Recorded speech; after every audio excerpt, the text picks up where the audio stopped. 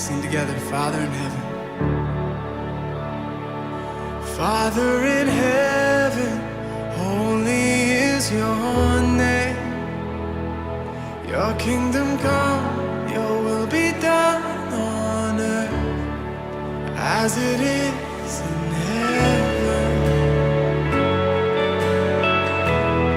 Our Father in heaven,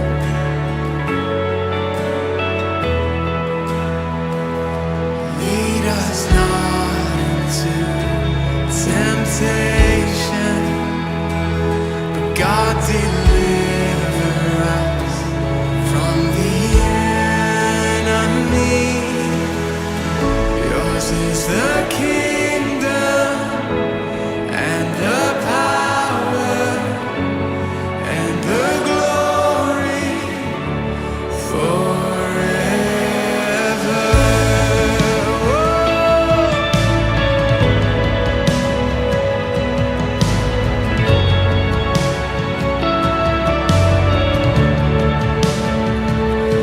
Give us each moment all that we need. Forgive us our sins as we forgive the ones who have sinned against us. Oh, our Father in heaven, lead us not into temptation, come on, but God deliver us from the enemy.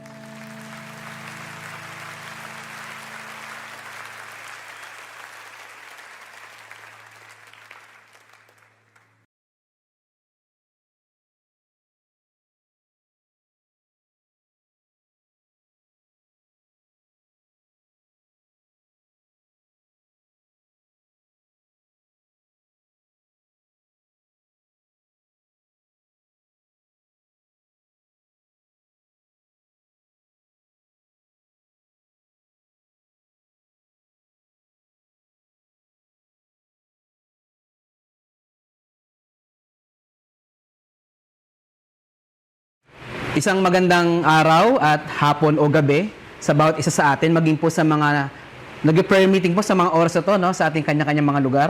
At tayo po muli ngayon nagsama-sama po, no, upang makinig muli ng salita ng Diyos sa ating gawain. At salamat po sa Panginoon, no, sa kanyang patuloy na pangunguna, sa pagbibigay niya po talaga ng wisdom at leading sa pagbuo po ng mga magiging topic po natin, no, sa mga ganitong gawain. So with that, alamin na po natin ang ating tema for today. Sabay-sabay natin basahin in 1, 2, and 3. Manalangin ay di biro. Ayan. Siguro meron na kayo naisip na isang kanta, no, na medyo connect or related sa ating pag-uusapan ngayon. Pero bago yan, tayo ay manalangin muna. O mahabaging Panginoon, masalamat po muli, Lord God, sa pagkakataon, Lord God, na kami ay kakain, Panginoon Diyos, ng iyong salita. Salamat po, O Diyos, dahil po namin ikaw po ang nagbigay, Lord God, ng mga salitang aming maririnig, Panginoon. We're praying, Panginoon, na ikaw po ang mangusap, Lord God. Itago mong muli ang iyong lingkod sa iyong likuran, Panginoon, ang biyaya mo at habag mo ang makita at lahat po kami mapagpala, Panginoon, ng aming munting pag-uusapan. Salamat po sa pangalan po ni Jesus. Amen. So tulad po na sabi ko, no, manalangin ay di biro. Pero bago tayo magpatuloy, meron po akong gustong ipanood sa inyo. Isa siyang folk song, no? Sikat na sikat po siya. Siguro when you say folk song, no, ito yung hindi makatutubo, mga awiting Pilipino, like Leron-Leron Sinta, na buko ng papaya. Nakakalikot ng buko, pero papaya. O kaya yung bahay kubo, na ang pinakalan naman yung mga iba't ibang tanim sa kanilang bakuran. So pakinggan lang po natin yung isang folk song na ito.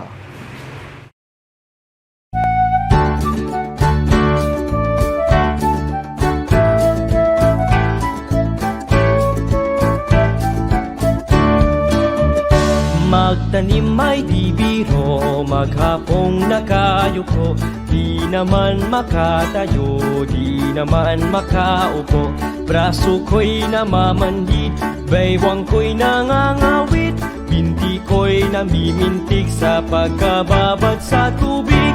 Sa umaga pagising, ang lahat iisipin, kung saan may patanim, may masarap na pagkain. Braso ko'y namamanhid, baywang ko'y nangangawit, binti ko'y namimintig sa pagkababad sa tubig. O, di ba? Ang magtanim ay di biro, no? Salamat sa Panginoon sa mga kapwa ating Pilipino magsasaka na talaga ang tiyaga-tiyaga nilang magtanim sa gitna ng tirik na araw. Kasi kung wala pong magsasaka, wala pa tayong kinakaing bigas ngayon, no? Pinapakita po ng ginawa nila, meron po dong saya at hirap. Kung titinan po natin yung pagtatanim nila, kala natin mukhang madali. Yung kala natin parang lagay-lagay lang tayo ng mga palay-palay sa lupa. Pero meron silang parang kakaibang skills. Hirap in a sense dahil nga bukod sa tirik ang araw, sila nagtatanim, ang katotohanan po ng buhay medyo binibili mga palanim nila ng medyo mura. Kasi kaya parang mahirap sa damdamin nila na parang after maghirap ng mga ilang buwan, ilang taon, ito lang yung sasahurin namin. And worst, kapag inaabot yung mga paninim nila ng tag-ulan. So, isa yun sa pinakamahirap na pwedeng naramdaman ng isang magsasaka sa kanyang pananim. So, kung paano magtanim ay di biro, alam naman po din po natin na ang manalangin ay di biro. Agree ba kayo doon? Diba? Bigyan ko na po kayo ng 4 na dahilan. Bakit struggle minsan ang manalangin? So, siguro magkaka-idea na kayo kung ano-ano to, no? Pero hayaan nyo lang pong ibahagi ko po sa inyo. Unang dahilan, pakibasa ng mga tinamaan. 1, 2, 3. Tinatamad. Lahat tayo tinatamad. Lahat tayo dumaranas ng ganyang pakiramdam na katam. No? I-short for, katamaran. Ito yung mga tipong napakababa ng physical energy natin. Yung mga tipong ayaw natin mag-exert ng effort. So, batid na, alam natin yung kwento ni Juan Tamad, di ba? Di ba si Juan Tamad nakahiga lang siya sa ilalim ng puno ng bayabas ata yun? Na kung tutuusin, kayang-kanya nang abutin. Kayang-kaya na nga niyang kagatin. Kumbaga, angat lang siya ng konti Pero dahil pinangatawan niya pagiging tamad niya, no, nagkita na siya ng panahon na gusto niya bumagsak na lang sa bibig niya yung bunga. At ganoon tayo minsan mga mananampalataya. Tinatamad tayo.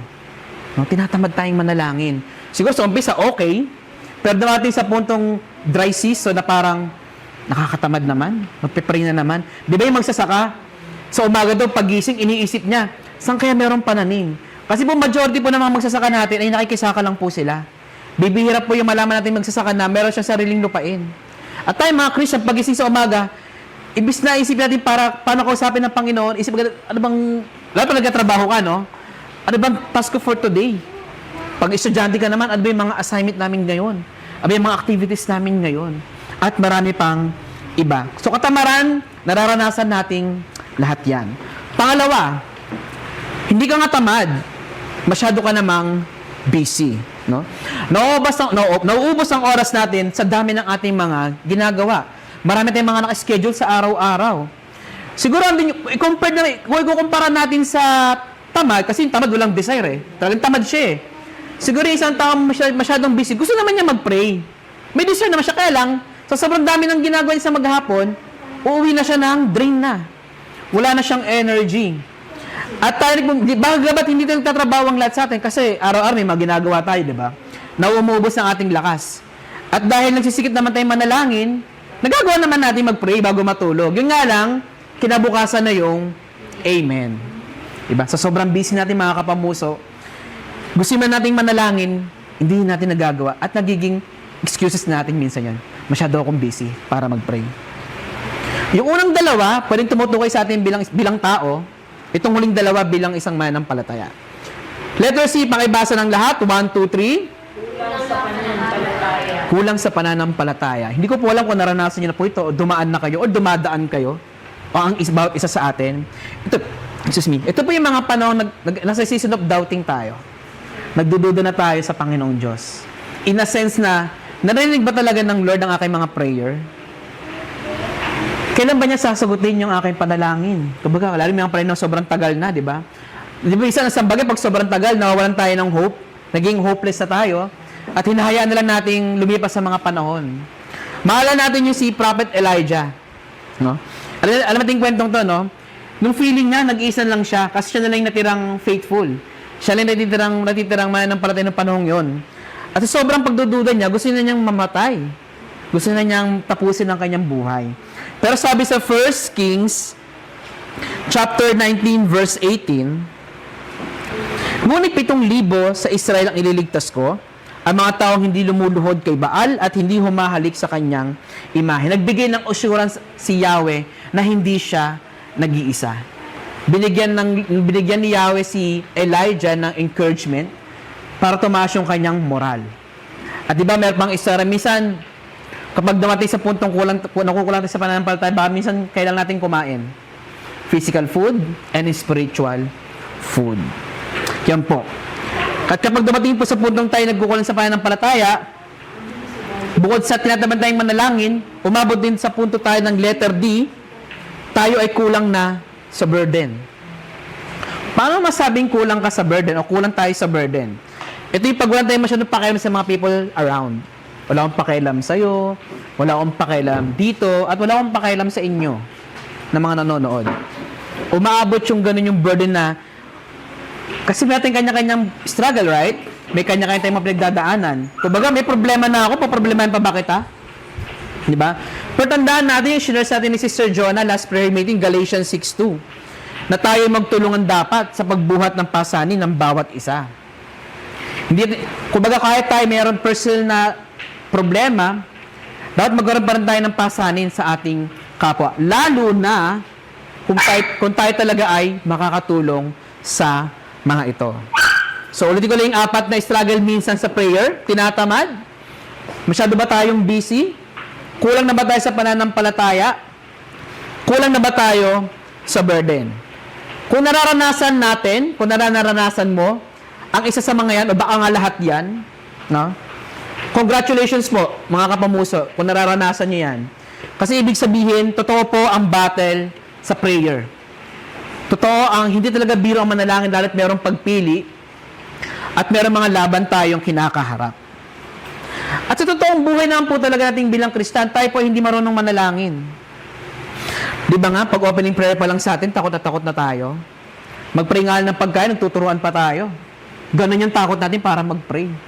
Kasi sabi sa Romans 8:26, gayon din naman, tinutulungan tayo ng Espiritu sa ating kahinaan, sapagkat hindi tayo marunong manalangin nang nararapat. Kaya't ang Espiritu ang namamagitan para sa atin at dumaraing sa paraang hindi natin kayang sambitin. Paalala po sa bawat isa sa atin kapag tayo natatakot mag-pray. Ayoko mag-pray kasi hindi ko alam ang sasabihin. Hindi naman pagandahan ng salita yan eh. Hindi naman kailangan ng Lord ng mababulaklak na salita. Ang kailangan niya yung talagang taos sa pusong pananalangin. At syempre po, hindi po madamot ang Diyos. Pinadala niya ang banal na Espiritu para tayo itulungan mag-pray. Let the Holy Spirit speak in our prayer. Kung magagamitin ng banal na Espiritu yung ating isip, yung ating bibig, yung ating dila, para manalangin. At magugulat na lang tayo siguro, kung minsan, try natin humingi ng tulong sa banal na Espiritu, ako ba talaga yung nag-pray? Kung bagay ikaw mismo sa sarili, magugulat ka na, parang hindi ako yung nag-pray. Kasi ang Holy Spirit ang tumutulong at tutulong sa atin. Kaya mga kapamuso, huwag tayo matatakot mag-pray ha, pag na-assign ho tayo ha. Pag gano'n, hingi agad ng tulong sa banal na Espiritu. Siyempre, panampalatayan po natin yon na siya itutulong sa atin. At syempre, sino bang pinaka-perfect example na nag-iwan sa atin ng prayer? Syempre, ang ating Panginoong Jesus, no? Bago po siya mangaral sa Galilea, sabi sa Mark 1:35, pakibasa mo na sabay-sabay, 1, 2, and 3. Madaling araw kayo bumangon na si Jesus at nagpunta sa isang lugar na walang tao at doon ay nanalangin siya. Kaya niyo yun? Lalo pag malamig ang panahon, gigising na madaling araw para mag-pray. Bibihira yun. Siguro siguro ang lahat talagang devotion mo, no? At commitment mo talagang, sige Lord, every 4 a.m. babangon ako para manalangin. Kasi the more na tahimik ang paligid, the more sa tingin ko, mas maririnig natin ang tinig ng Diyos. Kasi po minsan, kaya hindi natin narinig ang tinig ng Panginoon kasi sobrang ingay natin. In a sense na, ginagawa nating gene si Lord. Pengi noon. Lord, pengi nito. Lord, pengi ng ganyan. Isa sa natutunan, di ko matandaan sa kung natutunan eh. Yung bigyan natin lagi ang Panginoon ng moment para siya naman na magsalita. Parang, Lord, sige Lord, ikaw naman yung, after kong magdadaldal dito, after kong magraran sa'yo, no? After kong magpasalamat sa'yo, ikaw naman, Lord, bigyan kita ng pagkakataon mag-speak. Pero syempre, kung kalooban niya mangusap, ha? Baka mamaya 3 oras ka na dyan. Wala pa rin, di ba? Depende po yung kung ang Panginoon ay buloloobin niya na siya ay mangusap. Pero yung ganong commitment na madaling araw, sa kasarapan ng tulog ng mga tao sa paligid nyo, babangon tayo para mag-pray, no? Bumangon ng Panginoong Jesus para manalangin bago siya magsimulang mangaral. Ibig sabihin po ito, bago po tayo gumawa ng mga gawain natin sa maghapon, ang pananalangin ay dapat maging bahagi po ng ating gawain. Yun po yung example na iniiwan natin Panginoong Jesus. Gaano ka man ka-busy, gaano man bigat ang nararamdaman mo, mga kapamuso, dapat pagdilat pa natin sa umaga bukod sa pagpasalamat, maglaan tayo ng oras sa Panginoon para manalangin. Hindi mo kailangan magluluhod. Hindi mo kailangan, kung may kwarto ka, napaka-bless mo naman. Di may sarili kang kwarto. Pero kung ang lugar may simple lang, kaya nga tagpuin ng Panginoon dyan, kahit nasaan ka pa, ng higaan mo. Ang gusto lang niya, yung oras mo, yung commitment mo. So, ang tanong, bakit ba dapat manalangin? Tanongin ko kayo, sagutin sa mga sarili, bakit kayo nagpe-pray? Kasi Lord, kailangan ako eh. Pag wala akong kailangan doon, magpe-pray. Ba't ka nagpe-pray? Kasi may sakit ako eh.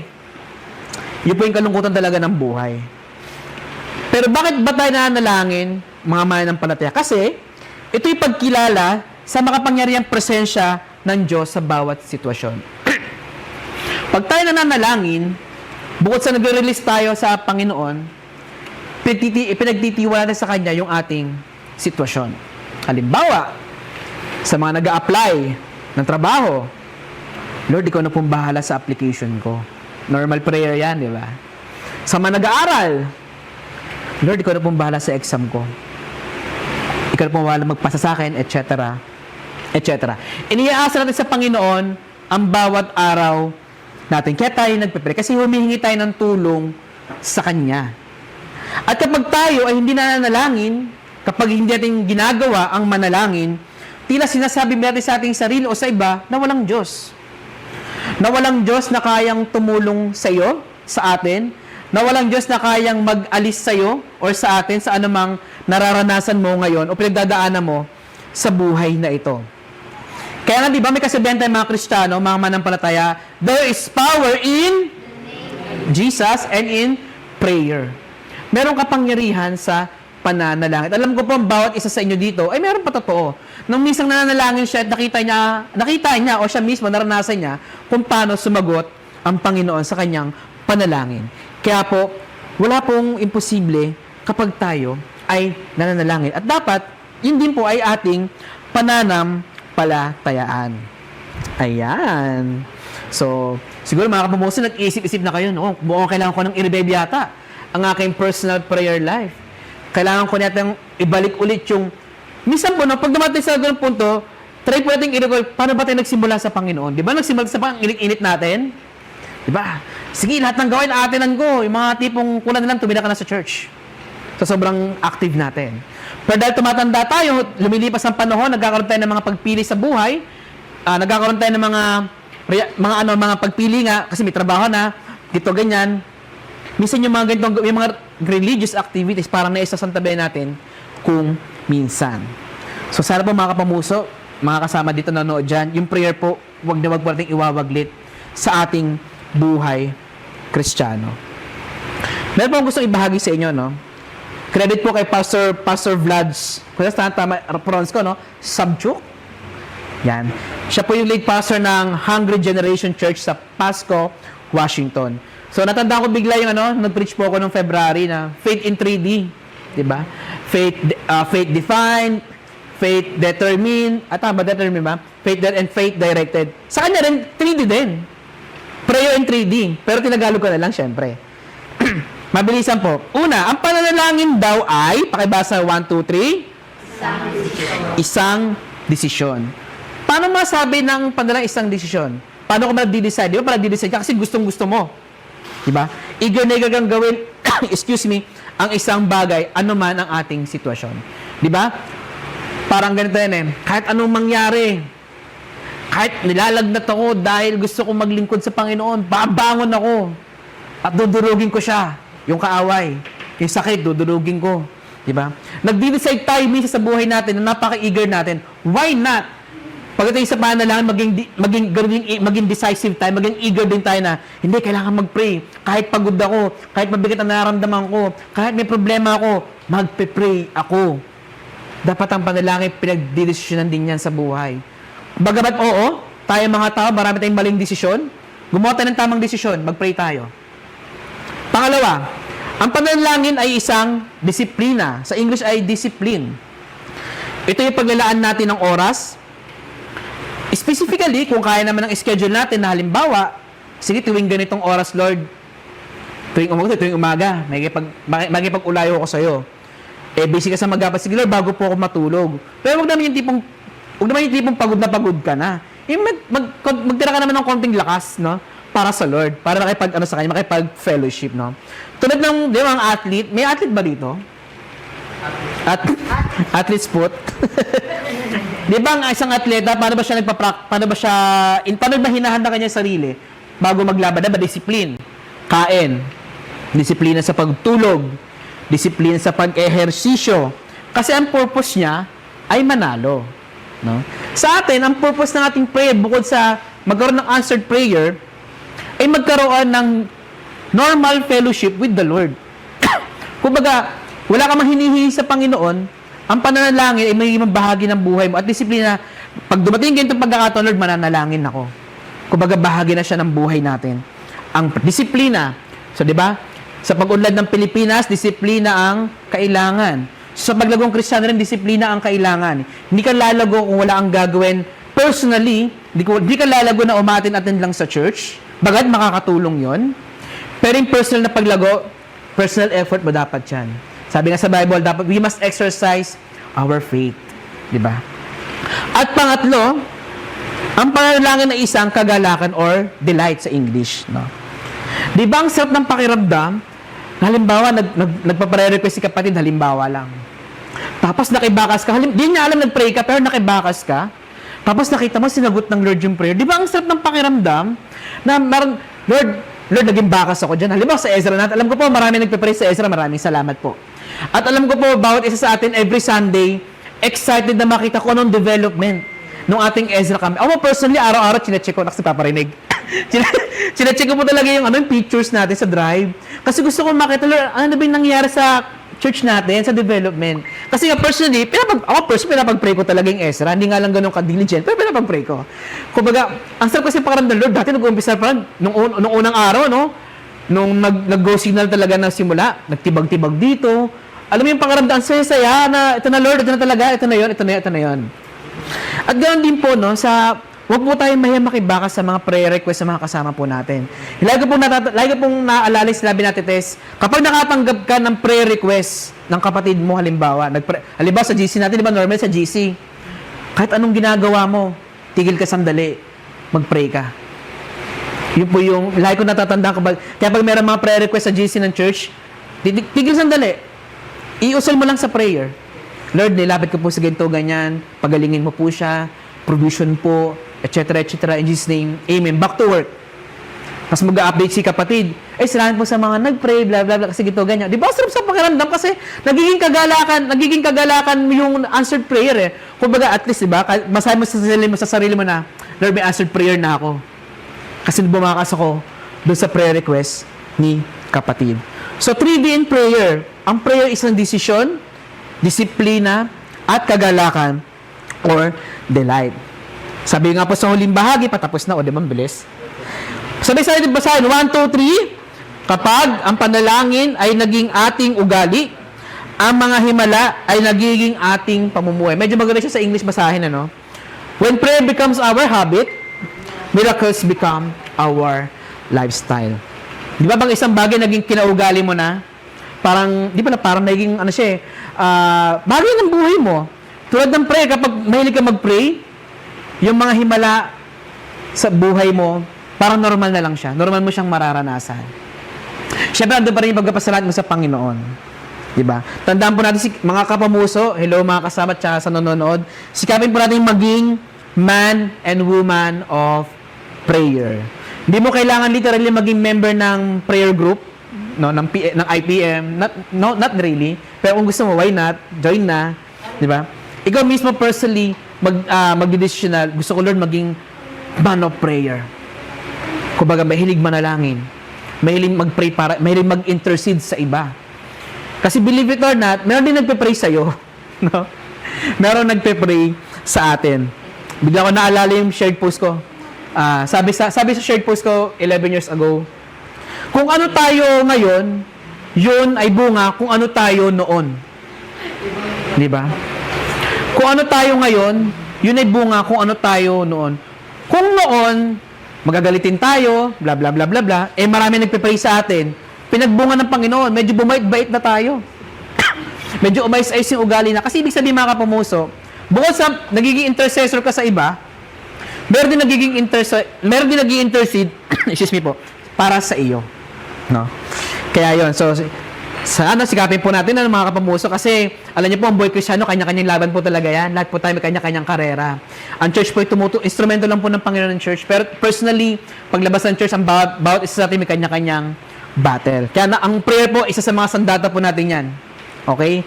So, sana po, yung prayer maging bahagi po ng buhay natin. At sabi nga rin po sa Romans 12:12, magalak kayo dahil sa inyong pag-asa. Magtiyaga kayo sa inyong kapighatian at palaging manalangin. So, ang keyword ay palagi. So, araw-araw. Kung marami kang oras, edi oras-oras. Di ba? Kung marami kang oras. Pero si Lord, siyempre, maunawain po ang Panginoon, ang gusto niya, ang nais lang naman niya, maglaan tayo ng oras sa Kanya. Araw-araw. In our devotion, in our quiet time, kapag nagmumuni-muni tayo, manalangin, kausap din ng Panginoon. No? Kasi ang prayer, hindi lang po siya religious activity, siya po ang way ng communication natin sa Panginoong Diyos. No? Kung meron tayong cellphone sa panahon natin, kung meron tayong messenger, di ba? Meron tayong prayer. Na di natin kailangan loadan. Di mo kailangan ng internet, di mo kailangan ng malakas na wifi. Ang kailangan lang natin, maglaan ng oras para sa Kanya. Kaya nga, mga kapamuso, at may pa-conclusion pa ako, no? Ating last slide, 1, 2, 3. Ang manalangin ay anyurin ng pagtatanim, hindi biro. Kung minsan ay mahirap, ngunit sa huli ay may dulot pa rin na saya. Magtanim ay di biro. Mahirap magtanim? Dahil ang prayer din po ay pagtatanim. Mahirap din yan. Pero sa huli, kahit mahirap yan, merong dulot na saya, lalo kapag nakita natin yung katugunan ng Diyos sa ating mga itinanim sa panalangin.